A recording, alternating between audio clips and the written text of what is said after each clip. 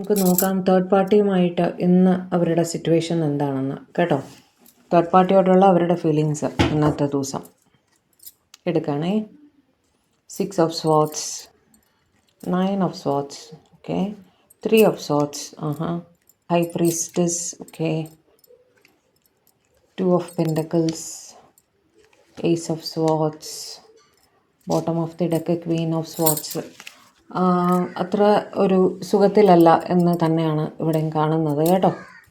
High priestess വെച്ചിട്ട് ഇവർ high പ്രീസ്റ്റസും Queen of സ്വാർട്സും രണ്ടും തന്നെ അവർക്ക് തോന്നുന്നുണ്ട് അവരുടെ തേർഡ് പാർട്ടി കുറച്ച് ഈഗോ കുറച്ച് കൂടുതലായിട്ട് വർക്കൗട്ട് ചെയ്യുന്ന ആളാണെന്ന്.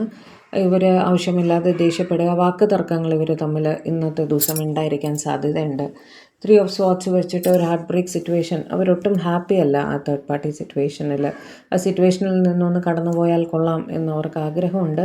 ദൂരേക്ക് മാറിപ്പോകണമെന്നാണ് അവർ ചിന്തിക്കുന്നത് കേട്ടോ. 2 of Pentacles വെച്ച് നിങ്ങളുടെ സാന്നിധ്യവും ആ റിലേഷൻഷിപ്പിൽ വളരെ പ്രബലമായിട്ട് തന്നെ കാണുന്നുണ്ട്. ഓക്കെ, ഹൈ പ്രീസ്റ്റസ് വെച്ച് ഇവർക്ക് ഇവരുടെ തേർഡ് പാർട്ടിയെ ഭയമാണ് എന്നും കാണുന്നുണ്ട് കേട്ടോ. അതായത് ഇവരുടെ തേർഡ് പാർട്ടി നിങ്ങളുടെ വിവരം അറിഞ്ഞാൽ അത് വലിയ ഇഷ്യൂ ആകും എന്നവർ അതിതീവ്രമായി ഭയപ്പെടുന്നതായിട്ടും കാണുന്നുണ്ട് കേട്ടോ.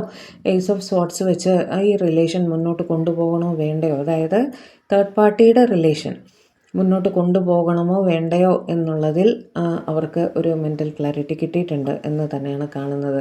ഇവരുടെ തേർഡ് പാർട്ടി കുറച്ച് കൺട്രോളിംഗ് ആയിട്ടൊരു വ്യക്തിയായിരിക്കും കേട്ടോ. ഇവരുടെ കാര്യങ്ങളെല്ലാം വളരെയധികം നിയന്ത്രിക്കുന്ന ആ ഒരു പേഴ്സണാണ് ഈ തേർഡ് പാർട്ടി. ഓക്കെ, അത് ഇവർ ഭയപ്പെടുന്നുണ്ട് എന്നും കാണുന്നുണ്ട്.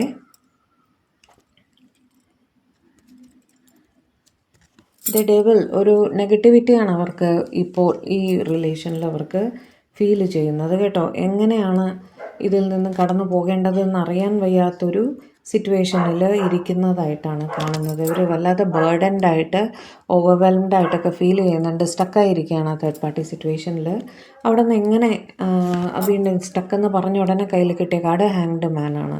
പറഞ്ഞതുപോലെ തന്നെ ആ റിലേഷനിൽ ടോട്ടലായിട്ട് സ്റ്റക്കായിട്ട് ഇരിക്കുന്നതായിട്ടാണ് കാണുന്നത്. പക്ഷേ ചില തേർഡ് പാർട്ടി അവരുടെ ഒരു റെസ്പോൺസിബിലിറ്റി ആയിട്ടും കാണുന്നു കേട്ടോ. ആ റെസ്പോൺസിബിലിറ്റി എടുത്തെറിഞ്ഞിട്ട് അവർക്ക് രണ്ടും കൽപ്പിച്ച് മുന്നോട്ട് വരാൻ ഒരു ബുദ്ധിമുട്ടുള്ളതായിട്ടും അവിടെ കാണുന്നുണ്ട്. ഓക്കെ, കിങ് ഓഫ് സ്വാർഡ്സും ക്വീൻ ഓഫ് സ്വാർഡ്സും ഒരുമിച്ച് വന്നിട്ടുണ്ട്. അവിടെ വാക്ക് തർക്കം, ഈഗോ ഇഷ്യൂസ് അങ്ങനത്തെയൊക്കെ തന്നെയാണ് കാണുന്നത്. വഴക്കുകളൊക്കെ തന്നെയാണ് കാണുന്നത്. പക്ഷേ പ്രാക്ടിക്കലായിട്ട് ചിന്തിച്ച് അവർ അങ്ങ് അഡ്ജസ്റ്റ് ചെയ്ത് മുന്നോട്ട് പോവുകയാണ്. കാരണം റെസ്പോൺസിബിലിറ്റീസ് അവിടെ ഉണ്ട്, അത് അവരെ ബോധർ ചെയ്യുന്നുണ്ടെന്ന് കാണുന്നു.